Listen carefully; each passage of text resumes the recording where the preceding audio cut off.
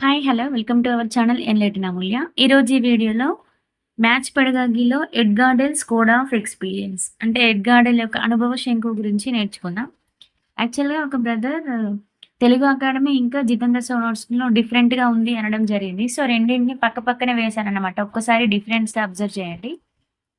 ఇక్కడ మనకు తెలుగు అకాడమీ లేదా ఎస్&ఎస్‌లో ఎలా ఉంటుందంటే ఫస్ట్ వన్ ప్రత్యక్ష ప్రయోజనాత్మక అనుభవాలు, కల్పిత అనుభవాలు, నాటకీకరణ, ప్రదర్శన, క్షేత్ర పర్యటనలు, ప్రదర్శన వస్తువులు, చలనచిత్రాలు, టెలివిజన్, రేడియో రికార్డింగ్స్, స్థిర చిత్రాలు అండ్ దృశ్య సంకేతాలు, లాస్ట్ వన్ శాబ్దిక సంకేతాలు.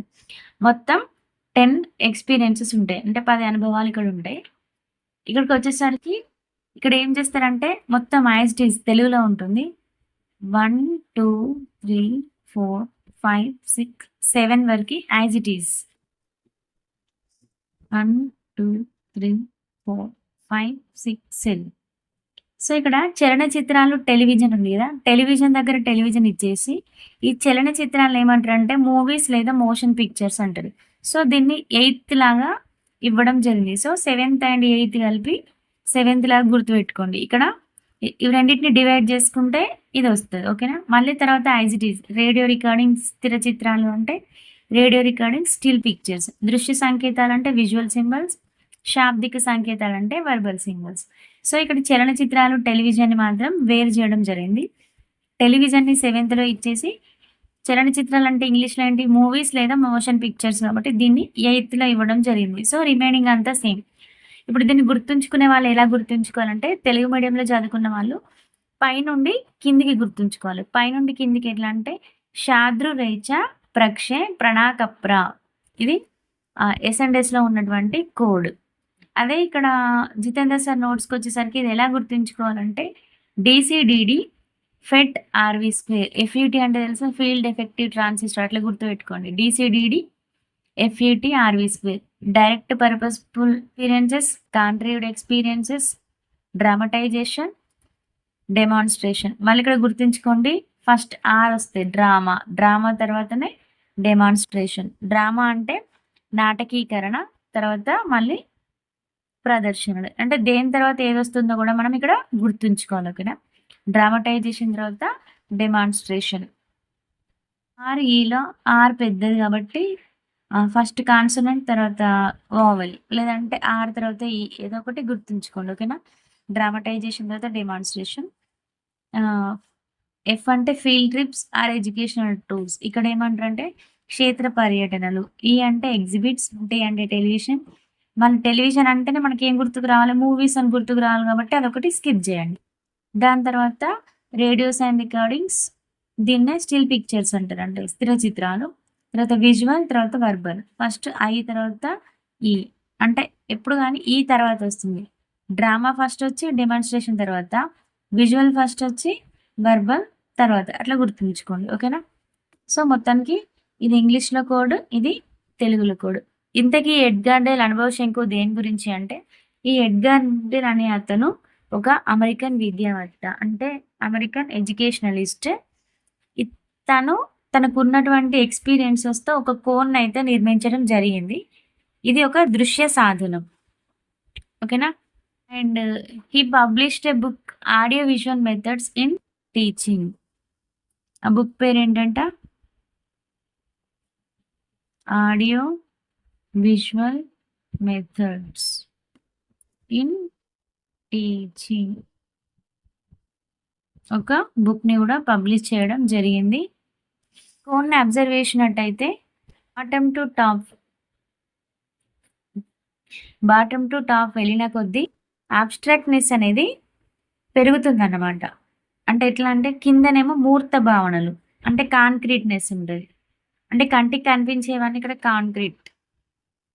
మూర్తత్వం నుండి అమూర్తత్వానికి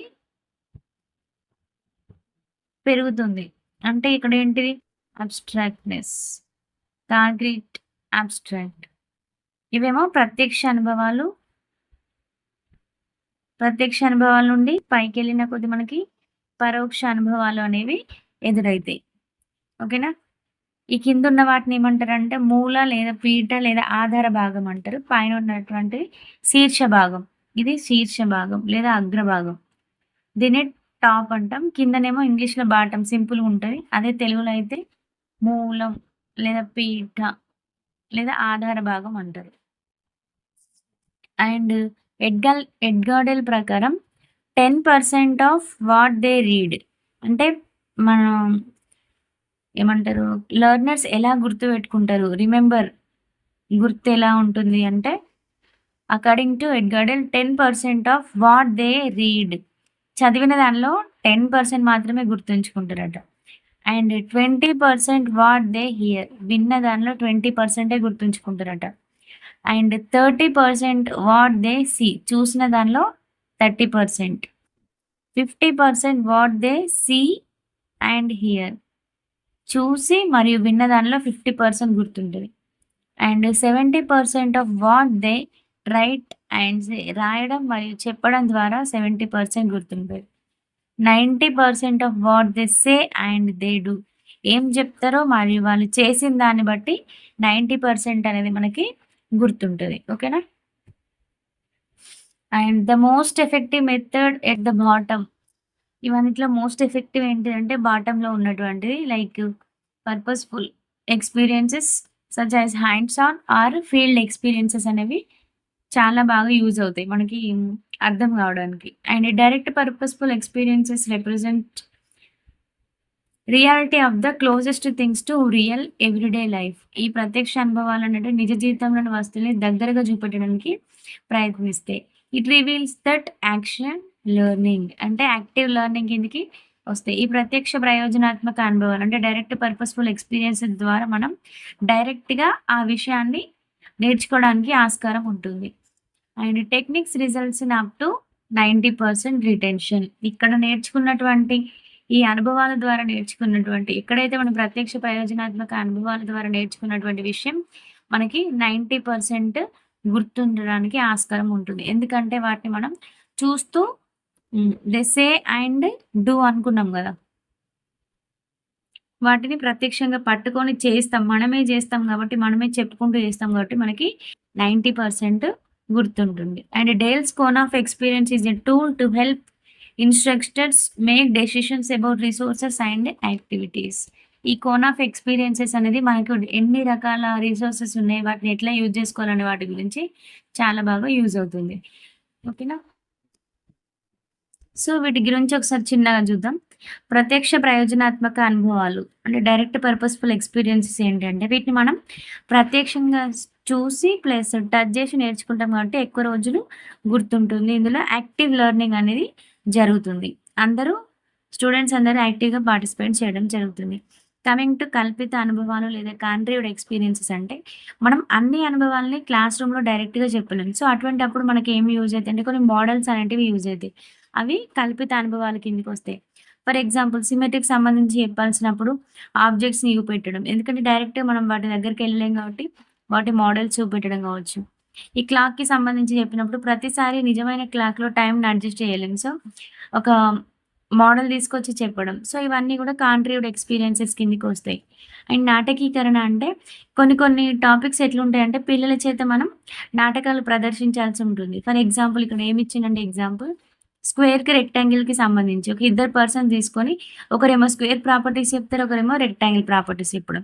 ఫర్ ఎగ్జాంపుల్ నాలో స్క్వేర్ ఏమంటుందంటే నాలో అన్ని సైడ్స్ ఈక్వల్గా ఉంటాయని చెప్తే, రెక్టాంగిల్ ఏమంటే నాలో కేవలం ఆపోజిట్ సైడ్స్ మాత్రమే ఈక్వల్గా ఉంటాయి. నాలో లెంత్ ఆఫ్ ద డయాగ్నల్స్ ఈక్వల్గా ఉంటాయి అంటే నాకు కూడా ఈక్వల్గా ఉంటాయి. స్క్వేర్లనేమో పర్పెండిక్యులర్ బైసెక్టర్ చేస్తాయంటే నాకు ఓన్లీ బైసెక్టర్ చేస్తాయి. సో ఇట్లా వాళ్ళు నాటకీకరణ చేయడం ద్వారా ఆ పాత్రల ద్వారా ఆ కాన్సెప్ట్ అనేది ఎక్కువ రోజులు గుర్తుండడానికి ఆస్కారం ఉంటుంది కాబట్టి నాటకీకరణ కూడా స్కోప్ ఉంటుంది. దీని తర్వాత నెక్స్ట్ ఏంటంటే ప్రదర్శనలు అంటే డిఫరెంట్ టీఎల్ఎంస్ టీచర్ ఏం చేస్తారంటే పిల్లల్ని తయారు చేయమని వాటిని ప్రదర్శించడం వాటి గురించి చెప్పడం జరుగుతుంది అనమాట. అది ఆ ప్రదర్శన కిందికి వస్తుంది. నెక్స్ట్ క్షేత్ర పర్యటనలు అంటే ఫీల్డ్ ట్రిప్స్కి తీసుకెళ్ళాలి. కొన్నిసార్లు ఎడ్యుకేషనల్ టూర్స్ కూడా తీసుకెళ్ళి పిల్లలకి నిజంగా అక్కడ ఏం జరుగుతుందో అనేది చెప్పాల్సి ఉంటుంది. ఫర్ ఎగ్జాంపుల్ బ్యాంకులకు సంబంధించి అసలు డిస్కౌంట్ ఎట్లా ఇస్తారన్నప్పుడు బ్యాంక్కి తీసుకెళ్ళి ఎట్లుంటాయి క్యాల్కులేషన్స్ అవన్నీ చూపెట్టడం. ప్రదర్శన వస్తువులంటే డిఫరెంట్ డిఫరెంట్ మెటీరియల్ యూజ్ చేసి మనం తయారు చేసి చెప్పాల్సి ఉంటది. ఫర్ ఎగ్జాంపుల్స్ క్యూబ్ అనుకో, క్యూబ్ కావచ్చు, స్పియర్ వీటికి సంబంధించి పేపర్స్‌తో వాటి ఫోల్డింగ్స్ ఏసి వాటిని చూపెట్టుకుంటూ ఎక్స్‌ప్లెయిన్ చేయడం అన్నమాట.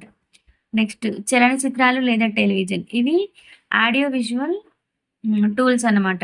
ఆడియో ఉంటది. అంటే శ్రవణం ఉంటది ప్లస్ విజువల్ దృశ్యం. శ్రవణ ప్లస్ దృశ్య పరికరాల పరికరాలు. వీటి ద్వారా ఎక్కువ రోజులు గుర్తుండే అవకాశం ఉంటది. వినడం ప్లస్ చూడడం అనేది ఇందులోకొస్తదన్నమాట. టెలిస్కూల్, టీశాట్ కావచ్చు, ఇవన్నీ కార్యక్రమాలొస్తాయి గదా! ఇవన్నీ. అండ్ రేడియో రికార్డింగ్స్ లేదా స్థిర చిత్రాలంటే these are only audio tools. Only వినిపిస్తది బట్ కనిపించదు. దేనికి యూజ్ అయితదంటే మన డౌట్స్ తెలుసుకొని వాటిని రెక్టిఫై చేసుకోవడానికి మాత్రమే యూజ్ అయితది. ఓకేనా? అండ్ నెక్స్ట్ దృశ్య సంకేతాలు.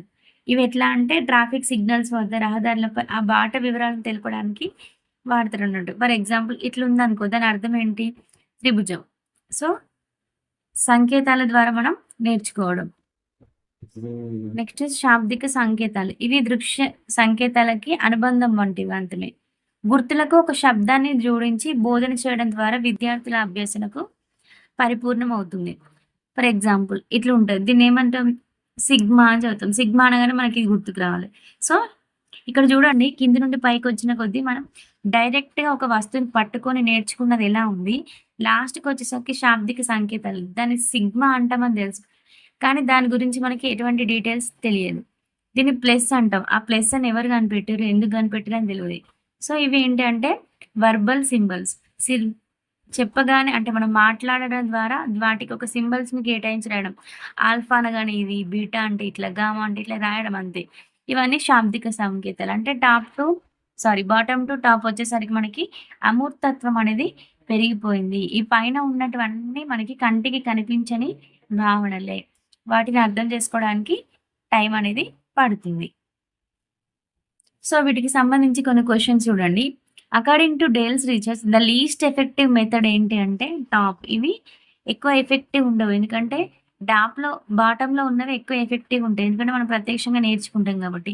ఇప్పుడు ఇవన్నీ సింబల్స్ గురించి చాలా మందికి అవగాహన ఉండదు. సో, లీస్ట్ ఎఫెక్టివ్ ఏంటి అంటే టాప్ అని పెట్టాలి. అండ్ మోస్ట్ ఎఫెక్టివ్ ఏంటి అంటే బాటమ్. ఓకేనా? And the cone charts the average retention rate for various methods of teaching is. ఈ కోన్ వల్ల ఎంత రిటెన్షన్ ఎక్కడి వరకు ఉండొచ్చు అంటే 90% అని గుర్తుంచుకోండి. And an example for direct purposeful experiences అంటే working in a field trip. Field ట్రిప్‌లో చేయడం అనేది ఏంటి అంటే డైరెక్ట్ పర్పస్‌ఫుల్ ఎక్స్‌పీరియన్స్ కిందకొస్తది. And the preparation of herbarium, vivarium, terrarium అనేటివి కాంట్రివ్డ్ ఎక్స్‌పీరియన్సెస్. ఎందుకంటే వాటిని డైరెక్ట్ చేయలేం కాబట్టి కల్పిత అనుభవాల ద్వారా చెప్పడం జరుగుతుంది. అండ్ ఇన్ ఎగాడెల్స్ కోన్ ఇక్కడ 4 ఆప్షన్స్ ఇచ్చిర్రు ఏంటంటే direct purposeful experiences at the top. టాప్‌లో ఉన్నాయా? No. Abstract experiences at the bottom. అబ్స్ట్రాక్టివ్ ఈ బాటమ్‌లో ఉందా? No. Direct purposeful experience in the middle of the cone. ఇవి మిడిల్‌లో ఉన్నాయా? నో. కరెక్ట్ ఆన్సర్ ఏంటంటే direct purposeful experiences at bottom of the cone. అవి మూల భాగంలో అంటే బాటమ్‌లో ఉండడం జరిగింది. సో, ఇది కరెక్ట్ అన్నమాట. Next exhibits are arranged in Edgar Dale spoon it. ఈ ఎగ్జిబిట్స్ అనేవి ఎక్కడున్నాయి? టాపా? బాటమా? మిడిలా? నన్నా? అంటే ఎగ్జిబిట్స్ అనేవి మిడిల్‌లో ఉన్నాయని రాయాల్సి ఉంటుంది. And last question the 3 aspects of Dale's cone of experiences among the following. ఇందులో ఉన్నటువంటి 3 ఆస్పెక్ట్స్ ఏంటి అంటే first one enactive, iconic and symbolic. గుర్తుంచుకోండి. Enactive, iconic and symbolic are the 3 aspects present in the Dale's cone of experiences. ఓకేనా? Thank you for watching.